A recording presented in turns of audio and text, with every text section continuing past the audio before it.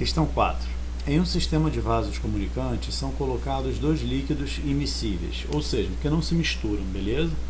A água com densidade de 1 grama por centímetro cúbico e óleo com densidade de 0,85 grama por centímetro cúbico. Já deixei sublinhado as duas densidades, tá, pessoal?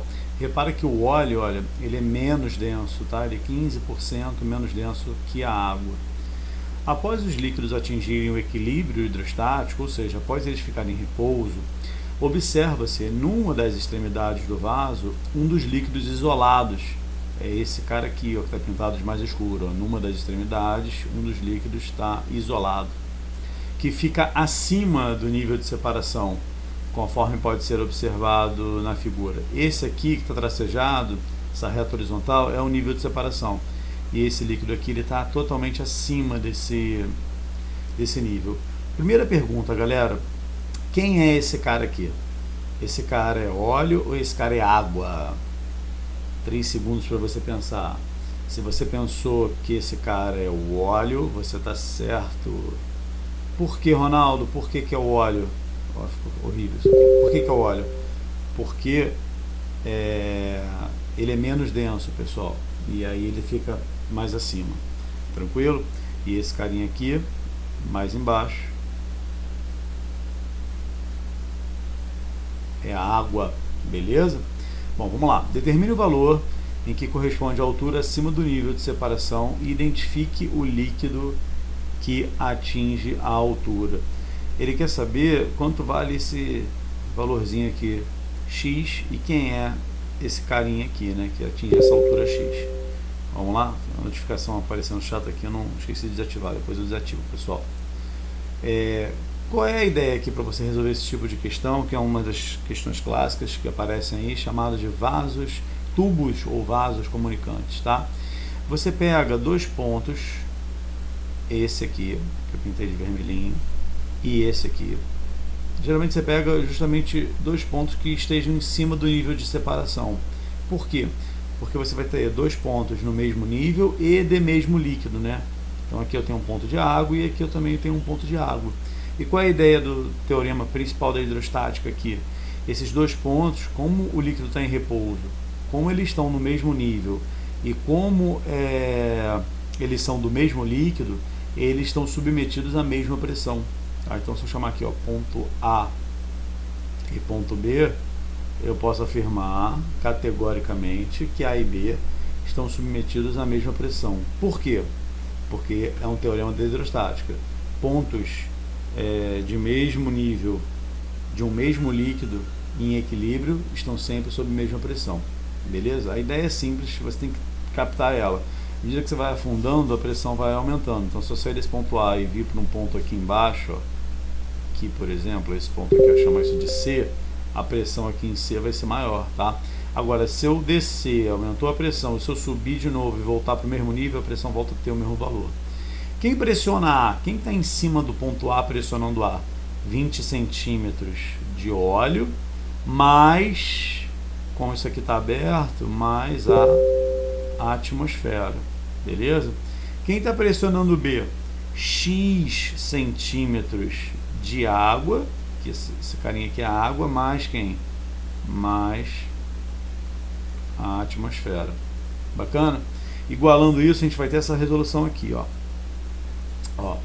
Pressão óleo igual a pressão água, tá? A pressão aqui, ó, que o óleo faz é igual aqui a pressão que a água faz. Na verdade é pressão total, né?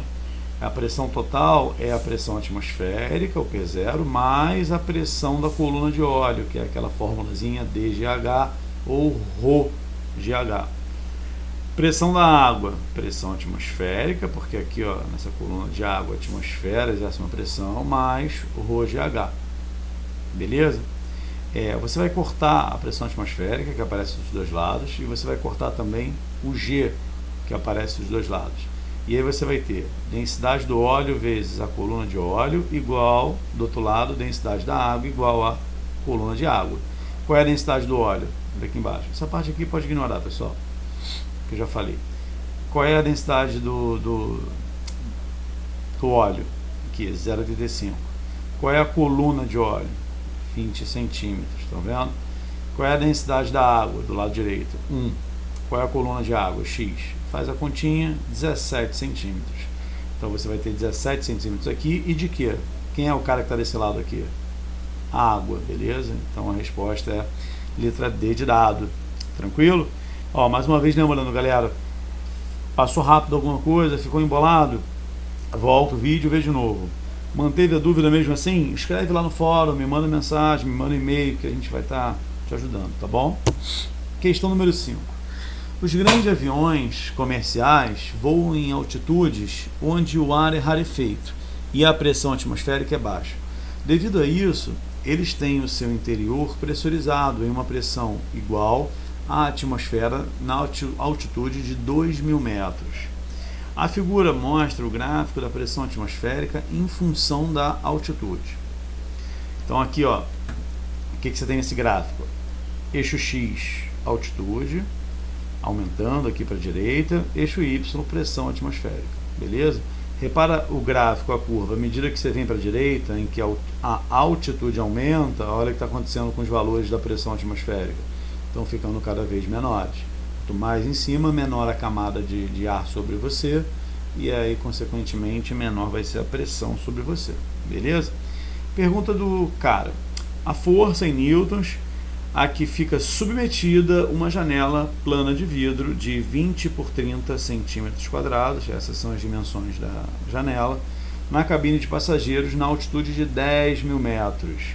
Cara, qual é a ideia aqui? Isso aqui é a janela. Vamos supor que aqui dentro é a parte interna, é dentro do avião, e aqui fora é a parte externa. A parte interna, o cara diz lá em cima, que fica pressurizada a uma pressão constante, que é igual à pressão da altitude de 2.000 metros. Então, se você vier no gráfico aqui, ó, 2.000 metros, vai subindo. Pá, vem para cá. Qual é o valor da pressão em 2.000 metros? 80.000 pascais. Bacana? Quando o avião está a 10.000 metros, qual é a pressão do lado de fora? Ó, 10.000 metros. Esse cara aqui, ó. Vem pegar o valor aqui, ó. Aí tem que contar esses quadradinhos aqui. Vai ser 20 e poucos, 30.000 pascais, entende? Então, dentro você vai ter uma pressão que é a pressão de 2.000 metros de altitude, que está na ordem de 80.000 pascais. E fora você vai ter uma pressão bem menor, a pressão de 20 e poucos, 30.000 pascais. Essa diferença de pressão, toda vez que você tem, vocês já viram isso num vídeo lá da primeira semana, toda vez que você tem uma diferença de pressão, isso produz uma força.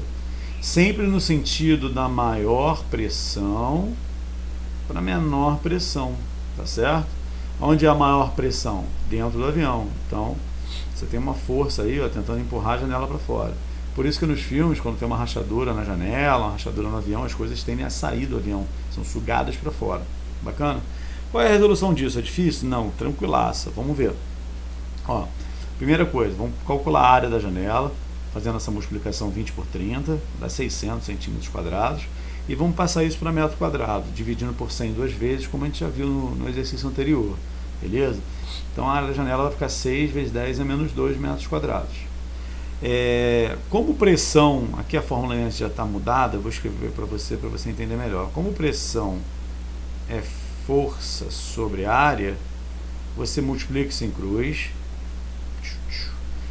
Força vai ser pressão vezes área, ó. Força é igual a pressão vezes área. Mas como são duas pressões, o que você vai usar na verdade é a diferença da pressão, é o ΔP, é isso que gera força, tá? Quando você tem duas, você tem que diminuir uma da outra. Então você vai pegar 80.000, que é a pressão que a gente viu aqui a 2.000 metros, tá vendo? 8 vezes 10 a quarta, tá vendo? 80.000. E vai tirar ele fez a continha, ele contou certinho os quadradinhos, lembra que eu falei 20 e poucos, 30.000?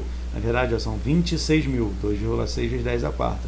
Ele vai diminuir disso, diminuir as duas pressões, tá? E multiplicar pela área, que a gente calculou aqui, fazendo a continha, 3.240, como ele quer aproximadamente, fica letra D, 3.200 newtons. Beleza, pessoal?